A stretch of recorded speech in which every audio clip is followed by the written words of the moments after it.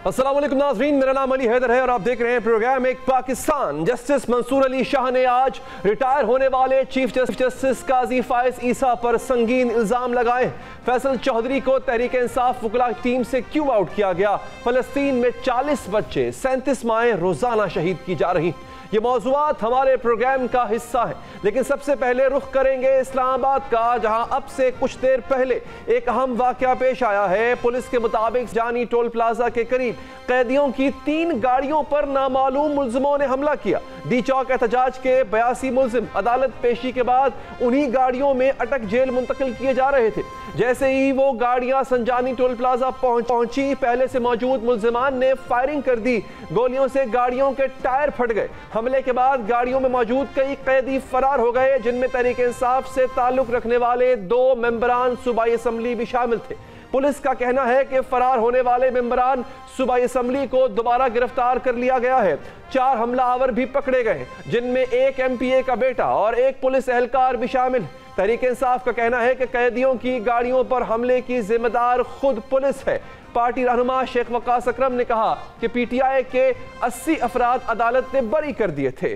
26 सितंबर चुंगी पर एक SHO ने पुलिस वैन का शीशा तोड़ा और तमाम कैदियों से कहा भाग जाएं। सब अफराद खड़े रहे और कहा कि वो नहीं भागेंगे। वजीर आला खैबर पख्तूनख्वा ने भी इस वाक़े को जाली ड्रामा करार दिया।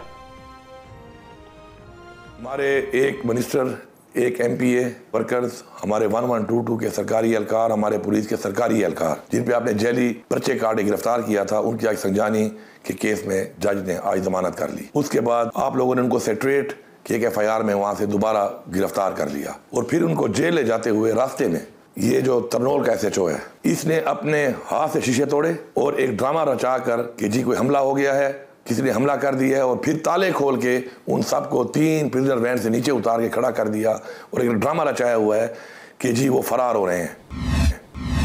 नाज़रीन, असल सूरत हाल क्या है जानेंगे। इस्लामाबाद के इलाके संजानी में मौजूद हैं हमारे रिपोर्टर साकिब सैयद।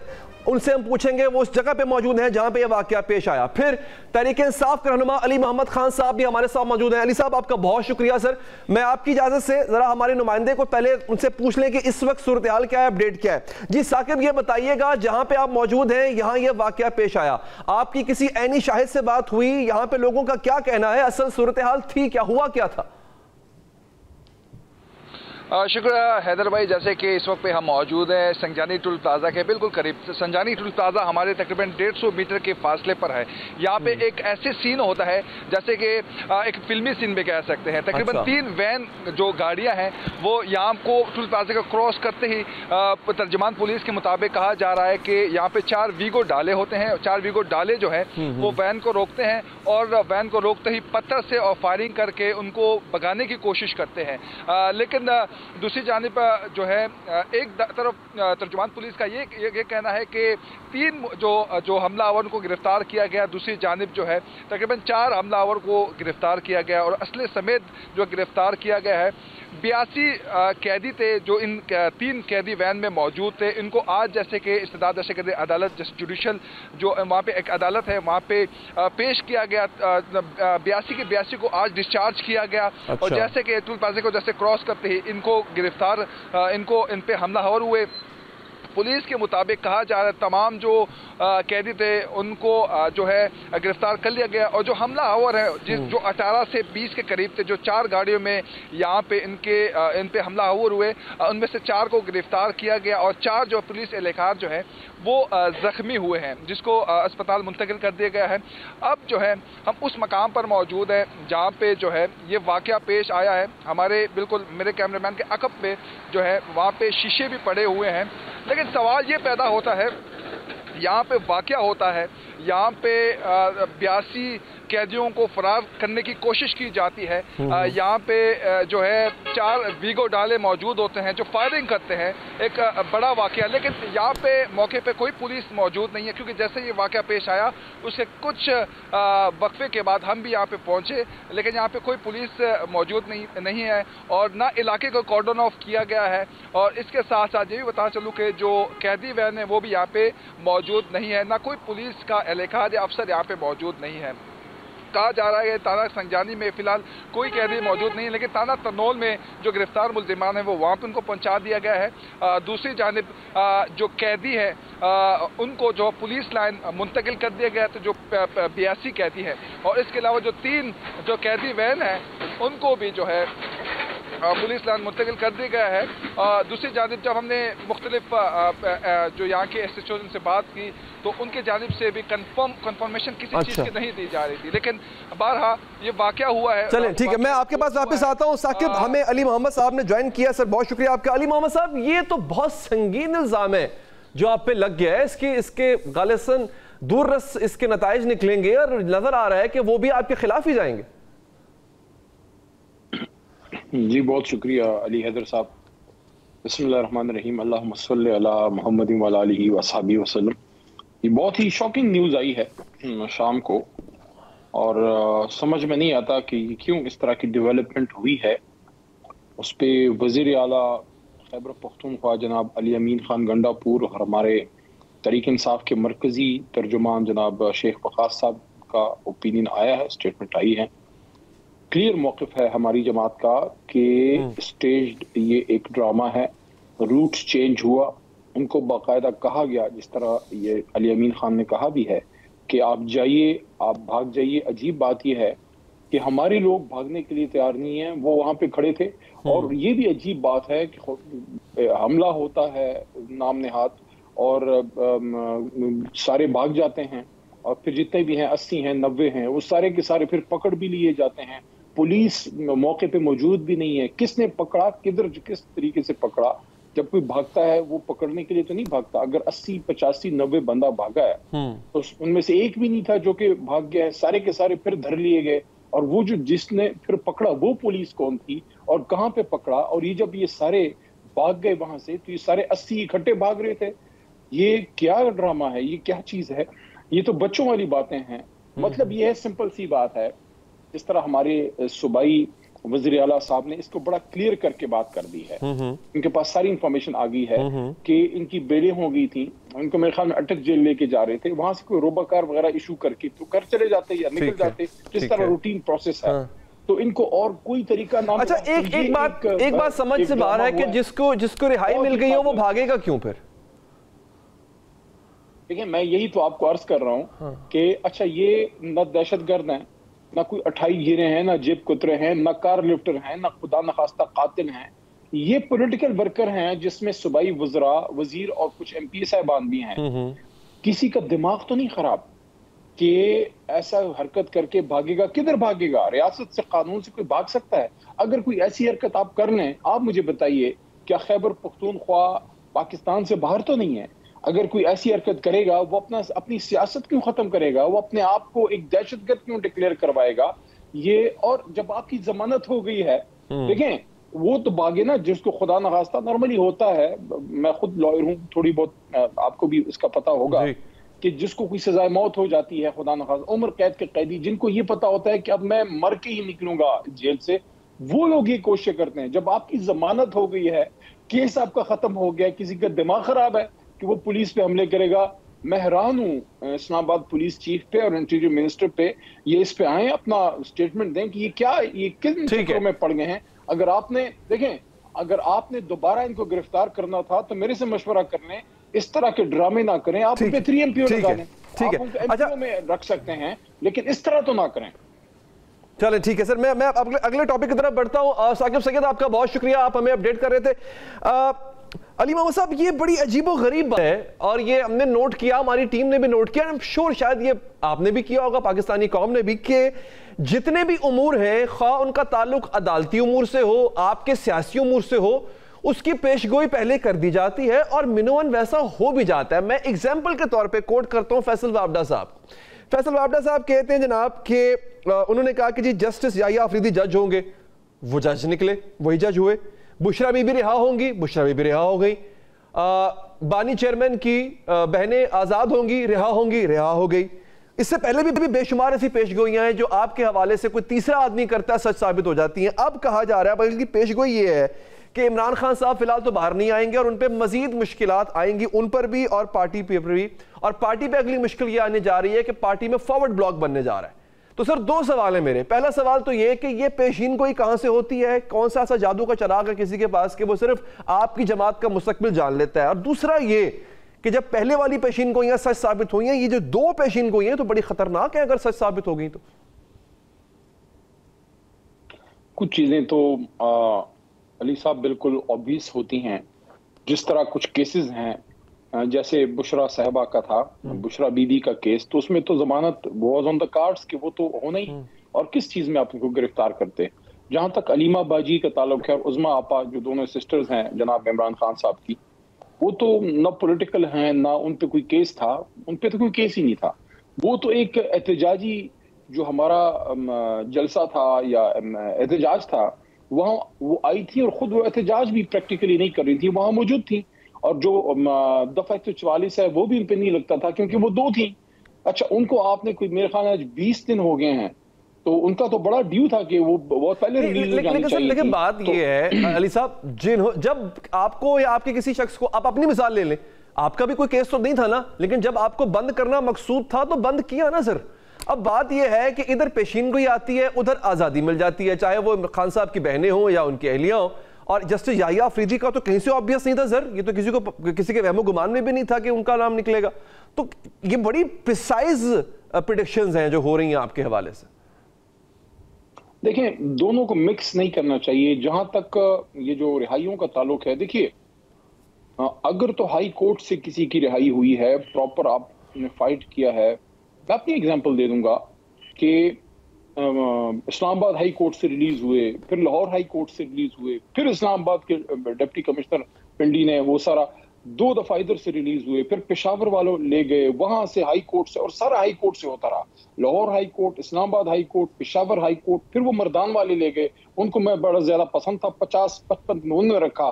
7 दफा गिरफ्तारियों के बाद जब रिहाई हुई तो आखिरी पेशावर हाई कोर्ट, और उस जमाने में जस्टिस इब्राहिम साहब चीफ जस्टिस थे। लेकिन अब की बार ऐसा क्यों नहीं हुआ सर? अगर आपकी बार ऐसा हुआ तो अब की बार क्यों नहीं हुआ सर? मैं अर्ज करता हूं ना, जज साहब ने पेशावर हाई कोर्ट के ऑर्डर किया कि इसके बाद अगर किसी ने हमारे हुक्म के खिलाफ उसको दोबारा गिरफ्तार किया तो उसको तौहीन अदालत होगी। उसके बाद उनकी हिम्मत नहीं पड़ी। अच्छा, बुशरा बीबी का जहां तक ताल्लुक है, बुशरा बीबी की जमानत किधर से आई है?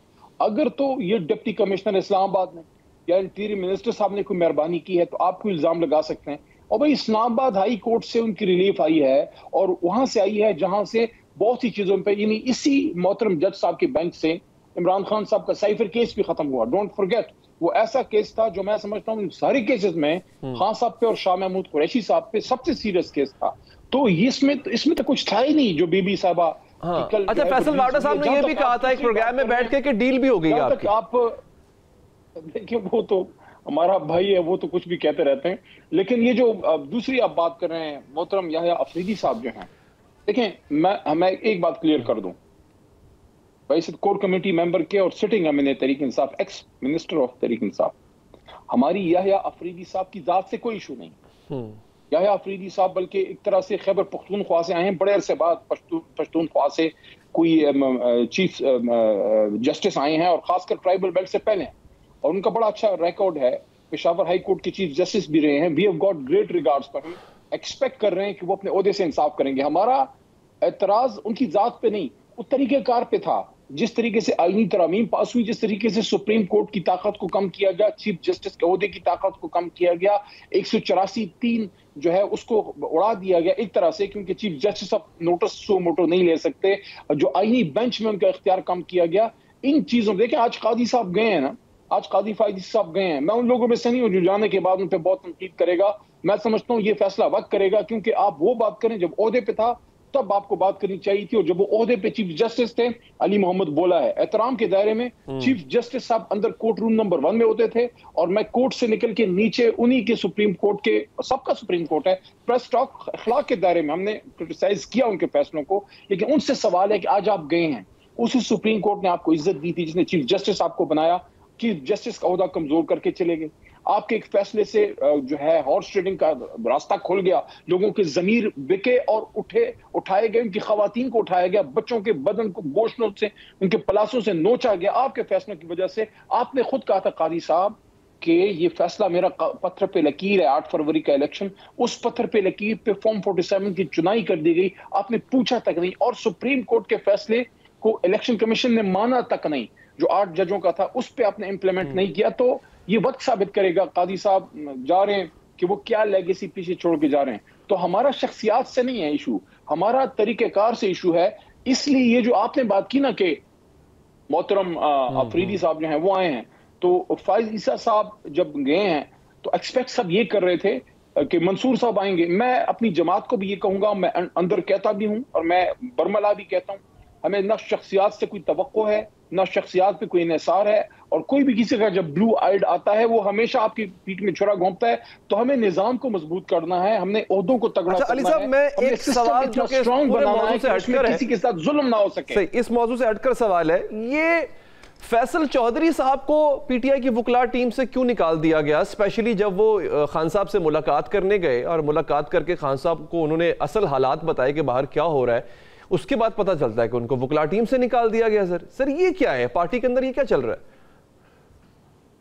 मेरे लिए न्यूज़ है कि अभी जिस तरह ये जो इस्लामाबाद पुलिस ने जो वो गन्स ऑफ नेब्रॉन, अगर किसी ने देखी हो, या टेक्सास रेंजर, जिस तरह की मूवीज में जिस तरह होता है, या पुरानी अमिताभ बच्चन की इंडियन मूवीज में जो गाड़ी रुक जाती है और फलाना, ये किस जमाने की वो, ये आप पत्नी, इनका जो प्लानर है, मेरे ख्याल में 70s की मूवीज बहुत देखता था, जिस तरह हमारे ये ड्रामा इन्होंने किया है लोगों के साथ। तो इसी तरह ये भी है। देखें अली हैदर साहब, ये सच्चाई नहीं है, इसमें नहीं निकाला उनको। देखें उसका मैं ये कहूंगा, उसका मुझे नहीं इल्म कि उनका क्या रीजन है, क्योंकि शाम को ये खबर हमें मिली है, जिस तरह आपको मिली है। अब हम सर्कल में बैठेंगे, कोर कमेटी की मीटिंग नहीं हुई, अब देखेंगे कि क्या रीजन हुई है। लेकिन मैं ये चीज जरूर कहना चाहूंगा कि आज सबसे ज्यादा अहम न्यूज अगर कोई है पूरे मुल्क में आज की तारीख में, वो ये है कि एक काजी कुजात गए हैं, क्या वो अपनी जमीर की अदालत में, एक अदालत वो लगाते थे कोर्ट रूम नंबर 1 में, क्या वो अपनी जमीर की अदालत में मुतमईन है?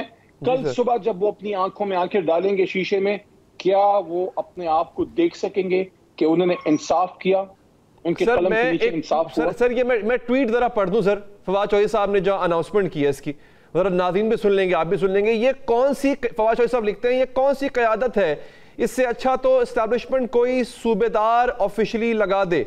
सलमान अकरम राजा पनामा से लेकर नवाज शरीफ का वकील है और बाकी कौन लोग हैं। इस्टेब्लिशमेंट ने हमें तशद्दुद और जेलों में डालकर अपने नुमाइंदे पार्टी पर मुसल्लत किए। जब इमरान खान जेल में हैं उनकी सियासी ज़िंदगी है, जब इमरान खान सलाखों से बाहर आए ये नज़र भी नहीं आने। सर ये बड़ी तनकीद है, और ये सिर्फ फवाद चौधरी नहीं है, आपको याद होगा ये इमरान खान साहब की बहनें भी तनकीद कर चुकी हुई हैं। एक पर्टिकुलर सेट ऑफ क़यादत है पीटीआई के अंदर जो नहीं बर्दाश्त करता कि कोई और खान साहब के करीब आए, और उनके बारे में इल्जाम यह है कि वो खान साहब को मिसरिप्रेजेंट कर रहे हैं। फवाद साहब पुराने साथी हमारे रहे हैं, लेकिन जो सलमान राजा साहब हैं, या बैरिस्टर गौर साहब हैं, या उमर अयूब साहब हैं, उमर अयूब साहब को अपोजिशन लीडर अली हैदर साहब आप बताइए किसने लगाया? शॉर्ट जल्दी बताइएगा, उमर अयूब साहब को अपोजिशन लीडर किसने बनाया? ठीक है अली साहब, इंतहाई खान साहब ने बनाया ना। ठीक, राजा साहब को ओहदा किसने दिया? खान साहब ने दिया। तो खान साहब ने जिनको ओहदे दिए हैं हम उनकी रिस्पेक्ट करेंगे। मेरे पास तो कोई ओहदा नहीं है, लेकिन मैं बहुत से पुराने मैं उनको ऑनर करता हूँ, मैं रिस्पेक्ट करता हूँ। लेकिन मैं ये कह रहा हूँ कि जब तक खान साहब ने किसी को ओहदा दिया है तो हम उसकी, खान साहब के ओहदे की रिस्पेक्ट करते हैं। तो इसलिए मैं ये समझता हूँ कि कुछ चीजें ऐसी हैं जो पार्टी के इंटरनल सर्कल्स में डिस्कस हो तो बेहतर है, और देखते हैं इस पे पार्टी क्या फैसला करती है। लेकिन मैं ये जरूर कहूंगा कि मुश्किल वक्त में जिन्होंने इमरान खान साहब का साथ दिया है उन पे इस तरह अटैक नहीं करना चाहिए। ठीक है अली साहब, हमारे पास मजीद वक्त होता इस पे मजीद बात करते, लेकिन इंतहाई मशकूर हूं कि आपने प्रोग्राम के लिए वक्त निकाला। नाज़रीन पता है आज आप, मैं, हम सब अपने अपने बिस्तरों में जाके रात को सो जाएंगे, दिन का आगाज होगा, अपनी फैमिली के साथ दिन का आगाज करेंगे। गजा में आज भी रोजाना का आपको डाटा देने जा रहा हूं, रोजाना गजा में 37 माएं और 40 बच्चे शहीद कर दिए जाते हैं। ये रोज का डाटा है वहां का। आप और मैं क्या ऐसे में सुकून की नींद सो सकते हैं? मुझे इस पे बात करनी है और मैं ये बात करता रहूंगा। मैं वक्फे के बाद आऊंगा, आपको ऐसे मैं हौलनाक किस्म के डेटास दूंगा। इसके साथ साथ फैसल चौधरी साहब के हवाले से भी बात करेंगे मजीद इस वक्फे के बाद। ब्रेक के बाद हाज़िर नाज़रीन, पाकिस्तान तहरीक इंसाफ की क़यादत पर इस वक्त बानी चेयरमैन पीटीआई की रिहाई के लिए शदीद दबाव। पीटीआई जिसकी क़यादत में इस वक्त वकला की अक्सरियत मौजूद है, बानी तहरीक इंसाफ को रिहा करवाने में नाकाम दिखाई दे रही है। गुज़िश्ता 3 हफ्तों से बानी चेयरमैन से मुलाकातों पर पाबंदी के खिलाफ पीटीआई की लीगल टीम के रुकन फैसल चौधरी एडवोकेट ने इस्लामाबाद हाई कोर्ट से रुजू किया।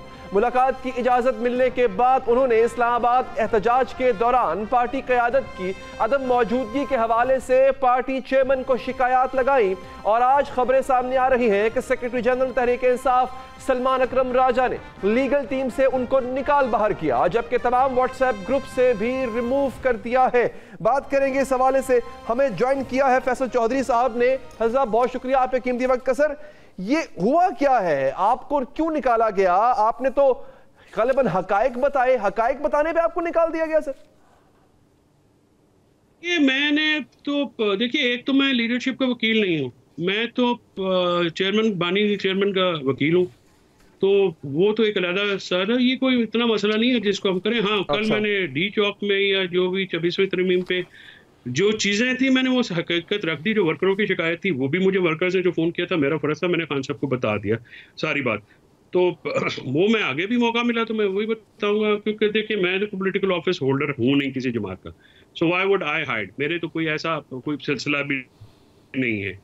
सो मुझे लगता है कि ये मामला जो है ये कुछ वनरेबिलिटीज होती हैं लोगों की, मैं ठीक हो जाएगा, कोई नहीं मसला। मेरी चेयरमैन गौर खान साहब से और से भी बात हुई है, सबसे बात होती रहती है। सो पीटीआई में जो इस वक्त प्रॉब्लम चल रहा है, मेरे ख्याल में उनको समझ नहीं आ रही कि उनको करना क्या है। सो मेरा तो उनसे गिला ये था कि आपने जब डेलीगेशन मिला है खान को 19 तारीख को, तो उसके बाद पिटीशन क्यों नहीं फाइल की? आप अमेंडमेंट खेलना शुरू हो गए। क्या ये ज़रूरी नहीं था 3 तारीख को अगर बांध थी तो 11 तक कोर्ट्स खुली थी, तो फिर पिटीशन क्यों नहीं गई? देखिए ना, सवाल है। खान की सेहत, खान के साथ जो वहाँ पे हो रहा है वो कोई मामूली बात तो नहीं है। उनको इनह्यूमन कंडीशंस में रखा गया, टॉर्चर कराया जा रहा है 14-14 घंटे। अगर आप एक बंदे को आइसोलेटेड अंधेरे रूम में बिठाएंगे, ठीक है, तो ये इसका क्या मतलब? और फिर पार्टी जो है वो हम लोग तो ज़्यादा ये पिटीशन भी मैं वेट कर रहा था, कोई नहीं आई मुझे डायरेक्शन, तो मैंने फाइल कर दी खुद ही, because I wanted to see him. ठीक है, तो ये तो नहीं होता ना कि अगर वो एक जेल में बैठे हुए हैं और बाहर वाले जो लोग हैं, हम लोग, हमारा भी तो कोई फर्ज है। उन्होंने शिकायत नहीं की है, खान साहब ने एक लफ्ज़ की शिकायत नहीं की, पर उन्होंने चीज़ें मुझे बताई सारी, और उन्होंने कहा कि ये देखो मेरे साथ ये उन्होंने किया है, तो मैंने वो आके आप लोगों को बताया है। खान टूटा नहीं है, लेकिन खान के साथ मिस ट्रीटमेंट किया गया है, और मुझे इस पर बहुत गुस्सा भी है, मैं बहुत रंजीदा भी हूँ। देखिए, वो खान साहब जो हैं वो एक बहुत ही ऑनरेबल आदमी हैं, फॉर्मर प्राइम मिनिस्टर हैं, पाकिस्तान के सबसे बड़े स्टार हैं, इंटरनेशनल स्टार हैं, इतने बड़े फिलैंथ्रोपिस्ट हैं। उन्होंने पाकिस्तान की कौम के लिए, पाकिस्तान के लोगों के लिए बहुत कुछ किया है। क्या वो इस कानून के मुस्तहक, इस ट्रीटमेंट के मुस्तहक है कि जो उनको जेल मैनुअल के मुताबिक चीजें मिलनी चाहिए? नहीं, लेकिन सर अभी आप कह रहे हैं, आपने ये भी कहा कि इनको तशद्दुद का निशाना बनाया गया है। पार्टी की बाकी लीडरशिप कहती है कि ऐसा कुछ भी नहीं है। अली अमीन गंडापुर साहब वजीर आला हैं, वो भी कहते हैं ऐसा कुछ नहीं है। आप किस बेस पे कह रहे हैं सर कि खान साहब को तशद्दुद का निशाना बनाया गया? देखिए, आप दो बातें कर रहे हैं ना, सेहत और चीज है और जिन कंडीशंस में उनको रखा गया वो और बात है। ज़ाहिर है खान साहब जो है उनकी सेहत पे बारे में फूड पॉइजनिंग भी उनको हुई थी, जो इनकी पेम्स की रिपोर्ट आई थी जिसमें उनको गवर्नमेंट सॉरी हो, जो फूड उनका गलत दिया गया था, जिस तरह से उनको ट्रीट किया जा रहा है। देखिए, वो कॉन्विक्ट थोड़ी है, वो सजा याफ्ता थोड़ी है, वो तो अंडर ट्रायल प्रिजनर है ना। तो लॉ में अंडर ट्रायल प्रिजनर का और कॉन्विक्ट का डिफरेंट स्टेटस होता है। आप जिन कंडीशंस में उनको रख रहे हैं वो इंटरनेशनल ह्यूमन राइट्स की वायलेशन है, वो पाकिस्तान के कवानीन की वायलेशन है। आप सिक्योरिटी के नाम पे उनकी बेगम साहबा से कैसे मुलाकात रोक सकते हैं? आप उनकी एक्सेस न्यूज़पेपर, टीवी, वो कैसे रोक सकते हैं? उसी ये चीजें हैं ना। और इस पे जो है ऑब्वियसली अगर खान साहब जेल में है तो हम खासकर हम लीगल टीम है तो हम किस लिए बैठते हैं? हमारा तो यही जॉब है। और फिर जो बात हम अंदर में देखूं और मैं देखूं और मैं बाहर बयान ना करूं, खान साहब कहें भी कि भाई ये बात सारी है, तो मैं फिर खामोशी का मुजरम होगा ना, मैं तो मुर्तकिब नहीं हो सकता इस चीज़ का। मुझे तो जो बातें सर आपने बताई हैं या आपने खान साहब को बताई हैं, क्या वजह है कि मौजूदा लीडरशिप वो बातें उनको नहीं बताती? देखिए, मैं पार्टी लीडरशिप के ऊपर कोई ज़्यादा कमेंट नहीं करूंगा, बिकॉज मैं पॉलिटिकल, देखिए पार्टी का पॉलिटिकल, मैं कोई ना तो ऑफिस होल्डर हूँ ना मैं पॉलिटिकल एडवाइस हूँ। वो जाने मेरी जो फर्ज बनता था, जो एज ए उनका लीगल रिप्रेजेंटेटिव, एज उनके साथ जिन्होंने बहुत सारा काम किया हुआ है, मैं हम वन ऑफ द 10-15 साल हो गए, 10-11 साल हो गए मुझे पीछे को ज्वाइन किए हुए। खान साहब हमेशा इज्जत करते हैं। जो खान साहब के साथ हो रहा होगा, जो मेरे लिए नाकाबिले बर्दाश्त था, मैंने वो लोगों को बताया है। लोगों को खान को चाहने वाले, मैं वो चीज़ें जो है वो किसी भी कंपल्शन के तहत या किसी भी कॉम्प्रोमाइज के तहत, तो मैं तो वो विदहोल्ड नहीं करूँगा, मैं छुपाऊंगा नहीं। मैंने जो अंदर देखा वो बाहर बताया, जो बाहर देखा वो अंदर बताया, और यही मेरी ड्यूटी थी। तो सर जब आपने अपने लीडर को, बानी चेयरमैन को सूरत हाल बताई सारी, तो उनका क्या कहना था, क्या रिएक्शन था? देखिए, उन्होंने कहा कि ठीक है। मैं उनको जब देखा तो वो काफी चीजों पे हैरान भी थे, पर उनका साथ साथ में कॉन्वर्सेशन हो रही होती है ना। होता ही है कि कुछ लोग जो है ना वो फिर नाराज हो जाते हैं। वो समझते हैं कि यार उन्होंने कोई और बात बताई होगी मोस्ट प्रोबेबली, या किसी और अंदाज से बताई होगी, तो मैंने ब्लंटली सीधे बता दी। तो सो वो चीज़ होती है। तो मैं देखे ना, परफॉर्मेंस के ऊपर तो मुझे अगर कोई कमेंट नहीं कर सकता ना। सारे केस तो मैंने जीते हैं, जो मेरे जिम्मे लगा थे मैंने तो सारे करके दिए हूँ। ठीक है जी, मीटिंग भी ये मैंने करवाई। उससे पहले भी जो पिटीशन है वो मैंने किया, आप अपने रिपोर्टर से पूछ लेते हैं, आप सहाफियों से पूछ लीजिए। So what I could do, मैंने तो अपने तय किया। ठीक है, और आगे भी जो अगर मेरे जिम्मे लगेगा, तो जो मेरे जिम्मे लगेगा मैं तो वो प्रोफेशनली करता भी हूँ। डिलीवर अल्लाह की ज़ात करती है, बिकॉज मैं अपने काम से नियत हूँ। तो अगर वो मेरा वो कसूर तो है, मैं तो खान के लिए तो करता रहूंगा जहाँ तक, जब तक मुझे मौका मिलेगा, अल्लाह तौफीक देगा, क्यों मैं उनके लिए बेहतर खिदमत कर सकता हूँ। अच्छा, जब आप पार्टी लीडर से मुलाकात करके बाहर आए, तो दीगर पार्टी क़यादत का क्या रिएक्शन था? उन्होंने कुछ बात किया आपसे? नहीं, मैं देखिए पार्टी लीडरशिप तो इसलिए मेरे साथ नहीं कुछ कर सकते नहीं। देखिए, मैं पॉलिटिकल पार्टी ऑफिस होल्डर तो हूँ नहीं ना। सो पार्टी लीडरशिप का क्या मतलब है? पार्टी लीडरशिप तो अपने बात करे, जो पॉलिटिकल पार्टी लीडरशिप तो करे, जो काम करना उन्होंने, जो काम करने वाले हैं वो करें। खान की सेहत के बारे में, खान के फौज के बारे में जो करना चाहिए था वो उन्होंने नहीं किया। वो मुझे फैसल चौधरी साहब, बहुत बहुत शुक्रिया सर कि आपने हमारे प्रोग्राम के लिए वक्त निकाला। आगे बढ़ते हैं नाज़रीन। अपनी जाती मफाद को अपने सरकारी काम या सरकारी फैसलों पर असरअंदाज नहीं होने दूंगा।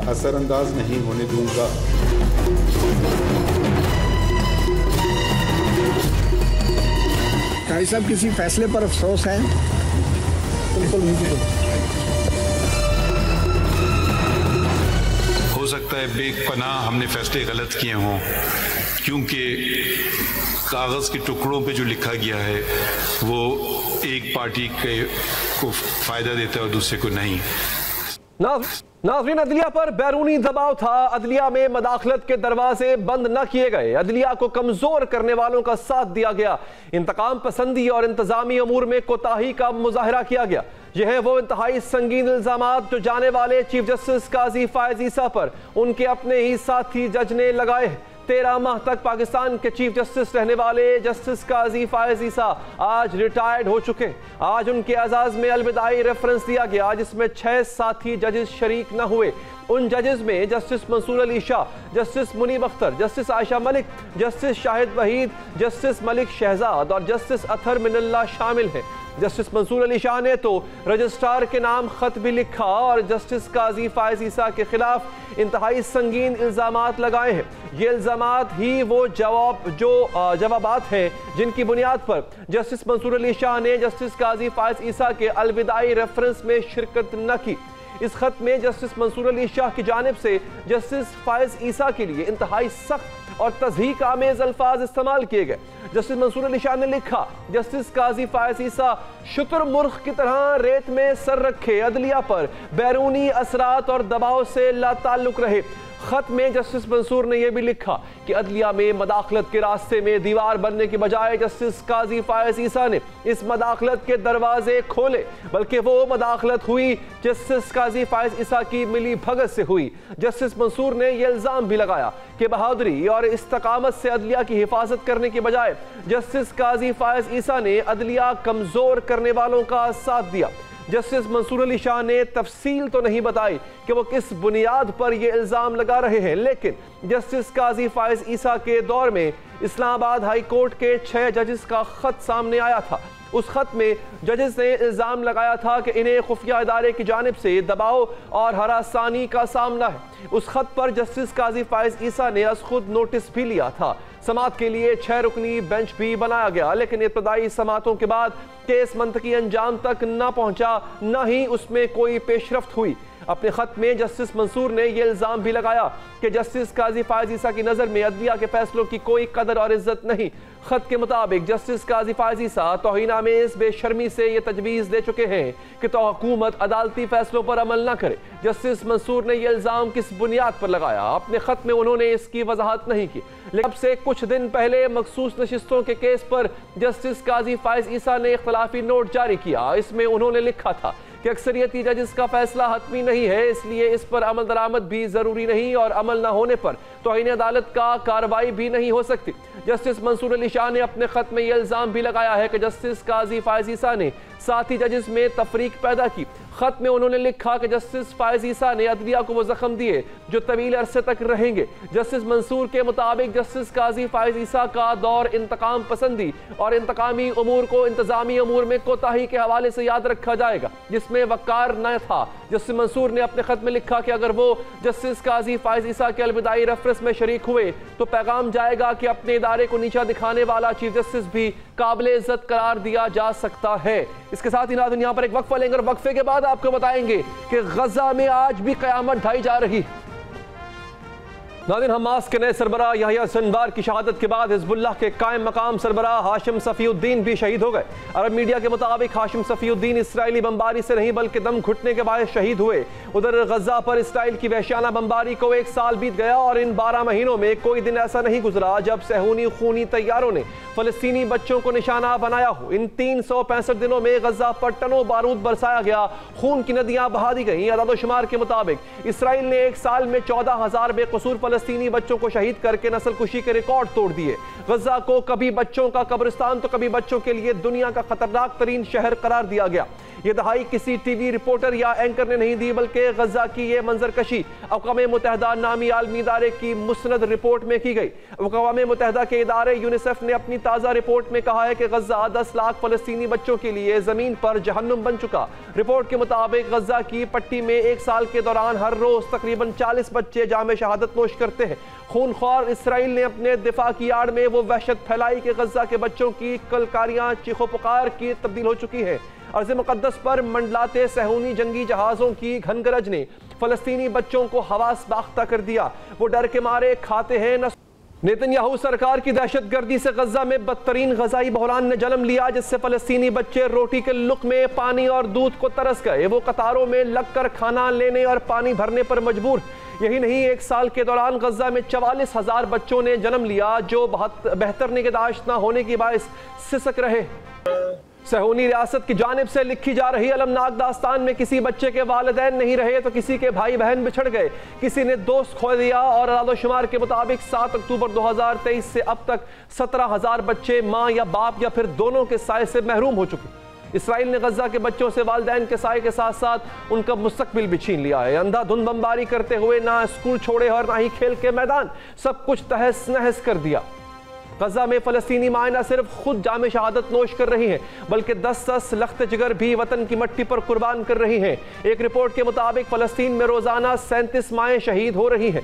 दुहाइयाँ बीत गईं, लेकिन आज भी वही इसराइली दहशतगर्दी और वही लहू लहू फलस्तीन है। फैज़ अहमद फैज़ ने बरसों पहले फलस्तीनी बच्चे के लिए लोरी लिखी थी। आज कोई फैज़ भी नहीं है जो फलस्तीनी बच्चों के लिए लोरी लिखे। आइए नाज़रीन, फैज़ अहमद फैज़ की वो लोरी दोहराते हैं। मत रो बच्चे, रो रो के अभी तेरी अम्मी की आंख लगी है। मत रो बच्चे, कुछ ही पहले तेरे अब्बा ने अपने गम से रुखसत ली है। मत रो बच्चे, तेरा भाई अपने ख्वाबों की तितली के पीछे दूर कहीं परदेस गया है। मत रो बच्चे, तेरी बाजी का डोला पराए देश गया है। मत रो बच्चे, तेरे आंगन में मुर्दा सूरज नहला के गए हैं, चंद्रमा दफना के गए हैं। मत रो बच्चे, अम्मी अब्बा बाजी भाई चांद और सूरज तो अगर रोएगा तो ये सब और भी तुझको रुलाएंगे। तू मुस्काएगा तो शायद सारे एक दिन भेस बदल कर तुझसे खेलने लौट आएंगे। इसके साथ ही नाजरीन अब तक के लिए इतना ही। इस दुआ के साथ कि अल्लाह ताला बहुत जल्द अहले गज़ा को और अहले फ़लस्तीन को आज़ादी नसीब करे। अल्लाह ने के बाद।